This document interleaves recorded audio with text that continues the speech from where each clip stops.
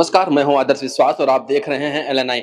इस वक्त हमारे साथ हैं कांग्रेस के नेता जी। आइए उनसे सवाल करते हैं और जानते हैं कि कांग्रेस की देश में और क्या स्थिति है। सर, प्रधानमंत्री जी कहते हैं कि 400 सीटें इसलिए मांग रहे हैं कि कहीं कांग्रेस राम मंदिर पर बाबरी ताला न लगवा दे। प्रधानमंत्री जी, आपने कई देश के जो सार्वजनिक संस्थान है उस पर सरकारी ताला जड़ दिया। देश आज वो सवाल पूछता है।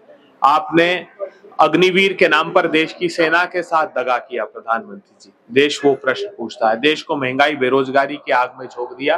देश वो सवाल पूछता है। मैं सिर्फ आपसे राम मंदिर के संदर्भ के दो प्रश्न करना चाहता हूँ। मुझे नहीं याद है कि सनातन इतिहास में कभी सनातन धर्म का इतना बड़ा अनादर किया जो आपने और आपके राजनीतिक दल ने किया। हमारे चारों शंकराचार्यों ने कहा था कि पौष के माह में मंदिर का लोकार्पण नहीं करते, प्राण प्रतिष्ठा नहीं करते। ये क्यों कहा? ये इसलिए कहा कि जब राजा दशरथ गए गुरु वशिष्ठ के पास, जो कुल गुरु थे, और कहा कि राज्याभिषेक करना है, मुहूर्त निकाल दीजिए, तो उत्साह में आकर गुरु वशिष्ठ ने कहा, बेगु विलंब न करिए रब साजिए सबुई समाजू, सुदिन सुमंगल तभी जब राम होए जुबराजू। उन्होंने कहा राम को मुहूर्त की आवश्यकता क्या है? परिणाम क्या हुआ?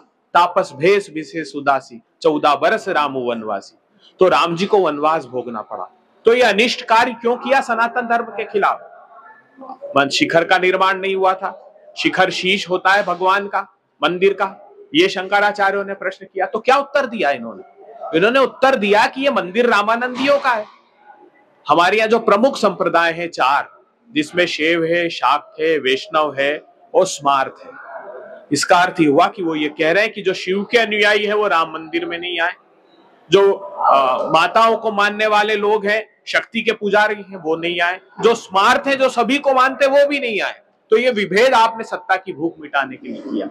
देश से क्षमा मांगिए और भगवान से हम प्रार्थना करते हैं कि इस पाप के लिए वो आपको क्षमा करें। सर, आपकी पार्टी में 30 साल से आचार्य प्रमोद जी रहे। अब वो कह रहे हैं कि राहुल गांधी को रायबरेली से नहीं, रावलपिंडी से चुनाव लड़ना चाहिए था। वहां उनकी लोकप्रियता ज्यादा है। देखिए, वो जब तक कांग्रेस में थे तब तक पाकिस्तान से आस्था नहीं थी। अब वो जैसे प्रधानमंत्री जी केक काटने नवाज शरीफ का चले जाते हैं ना, अतिथि की तरह, जिसकी जाने की कोई निर्धारित तिथि ना हो, तो ये भी पाकिस्तान से प्रेम प्रकट कर रहे हैं। उसमें अचरज की क्या बात है? आचार्य प्रमोद कृष्णम जी, प्रधानमंत्री जी से सवाल पूछिए। आज आप एकमात्र प्रधानमंत्री हैं आजाद भारत के इतिहास में जिसने प्रेम पत्र लिखा है पाकिस्तान को। 23 मार्च 1940 के लिए प्रेम पत्र लिखा। उन्होंने कहा पाकिस्तान के स्थापना दिवस की बधाई। ये वो दिन है जब 23 मार्च 1940 को लाहौर का प्रस्ताव पढ़ा गया था, 4 मीनार पर, मीनारे पाकिस्तान पर। उसी दिन के लिए प्रधानमंत्री बधाई देते हैं, मतलब बंटवारे के दिन की बधाई देते हैं और हमको ज्ञान बांट रहे हैं। भगवान प्रभु श्री राम सद्बुद्धि दे इन लोगों को। तीसरे चरण का चुनाव संपन्न हुआ है सर। सबसे कम वोटिंग उत्तर प्रदेश में हुई है। कम वोटिंग की क्या वजह है सर उत्तर प्रदेश में? देखिए, भारतीय जनता पार्टी का कोर वोटर उनसे छिटक गया है। तीनों चरणों में वोट परसेंटेज कम होने का अर्थ ये कि एक तो कार्यकर्ता उनका नाराज है।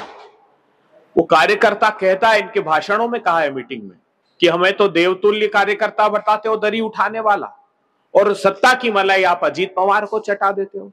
आप जब वक्त आता है तो हसीन मुशर्रफ को सत्ता में बिठा देते हो।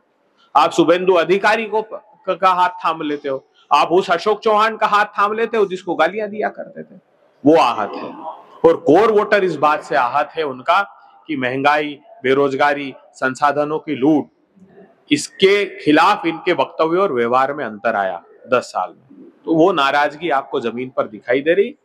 इंडिया गठबंधन दल के प्रति उत्साह एक आपको देखने को मिले, खासकर उत्तर प्रदेश में जो भर्ती घोटाले हुए हैं व्यापक रूप से, उससे युवा बहुत नाराज है, अंदर तक वो अशांत है। बहुत अच्छा, आप इस प्रश्न के लिए साधुवाद। सोनिया जी ने एक पत्र लिखा था रायबरेली के लोगों को। उसमें लिखा था कि मैं अपने पति और सास को हमेशा से खो देने के बाद रायबरेली आई थी, और रायबरेली के लोगों ने मुझे आंचल फैलाकर आत्मसात कर लिया था।